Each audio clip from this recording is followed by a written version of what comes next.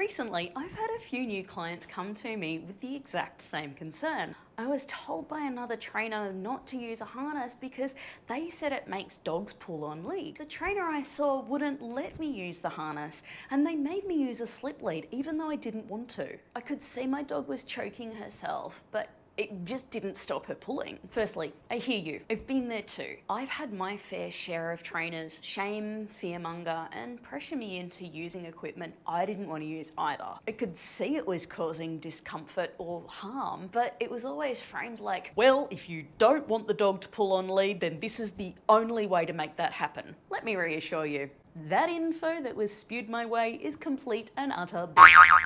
The truth is, most harness designs just ensure that if a dog does happen to pull, then they're not going to hurt themselves or damage any of the delicate structures in their neck. Instead, pressure is distributed through their center of mass. And this can be really useful, particularly if the dog exhibits some reactivity. A 2-point harness allows us to get that dog away to safety without risking damage to their throat. Now, of course, there are designs that have specifically been created to cause pain or discomfort if the dog does happen to pull. And of course, I don't recommend these. What are these myths that keep hanging around harnesses?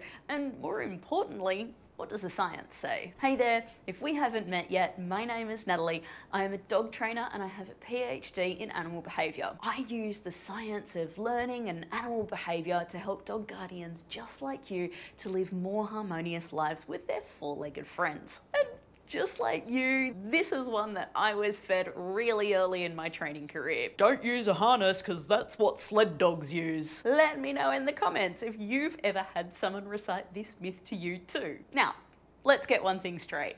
Sled dogs love to run because that's a self-reinforcing trait that's been selectively bred across many generations. It's not like it's the equipment that causes sled dogs to love running. And the truth is, when any dog is taught to weight pull, that weight is actually introduced really slowly and carefully.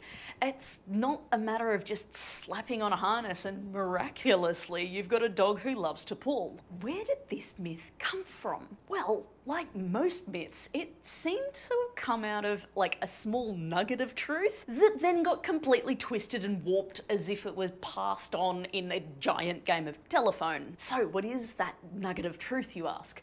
It's something called the opposition reflex. The opposition reflex refers to the tendency for animals to exert force in the opposite direction to one that's applied to them.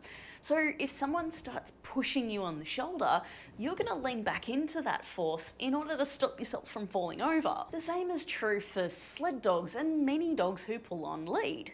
If something tempting is placed in front of the dog and then someone holds them back, the dog will typically lean into that force, so they're exerting more energy in the direction of the valued activity. This is also the classic bar fight situation. The more someone's held back, the more that they want to go and get to the person. And this is often one of the things at play with dogs who pull on lead.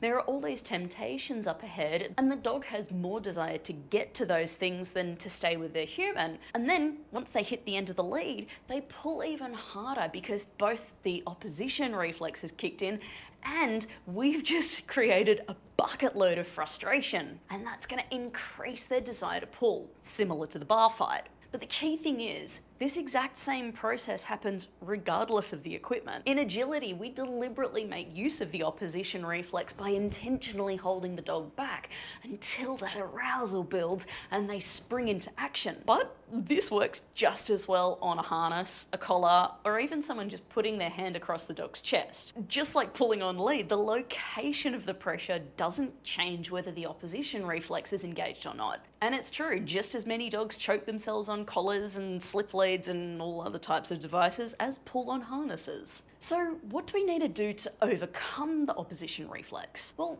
unfortunately, many trainers have been taught that the dog needs to feel pain or discomfort in order to override the opposition reflex, but that simply isn't true. In fact, we can teach dogs very quickly that a small amount of tension on the lead means that there's an opportunity available if they come towards the direction of that pressure. If you want to learn more about how to teach your dog this skill, then check out this video on how to teach giving into lead pressure.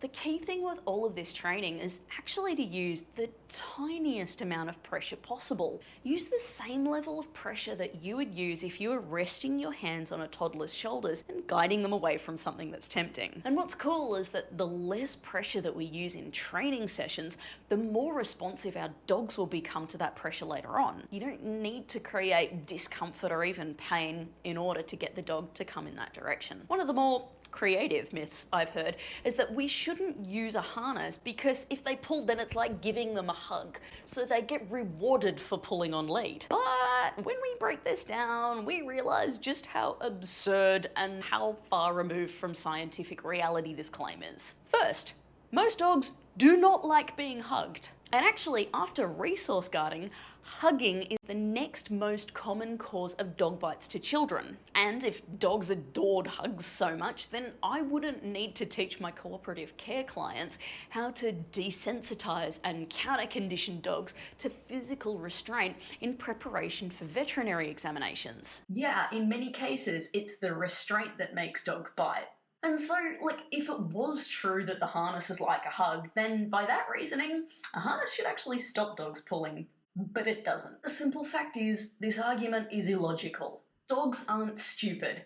They know the difference between a human wrapping their arms around them and a harness. This and this are two very different experiences. Look, at the end of the day, if you and your dog love using your harness, if you recognize that a harness is the best and the safest choice for your dog, then keep using it. On the flip side, if you're using equipment that can cause discomfort, I want you to feel empowered, knowing that you do not need to continue down that path. Your dog does not need the threat of discomfort in order to be safe and walk on a loose lead. If you want more info on how to teach your dog to walk on a loose lead without any special collars, then check out this video next. Here I talk about the factors that do cause dogs to pull on lead and how we can address the causes of leash pulling rather than just slapping on a band-aid and suppressing the symptoms. Let me know how you get on. You can do this. Go check it out.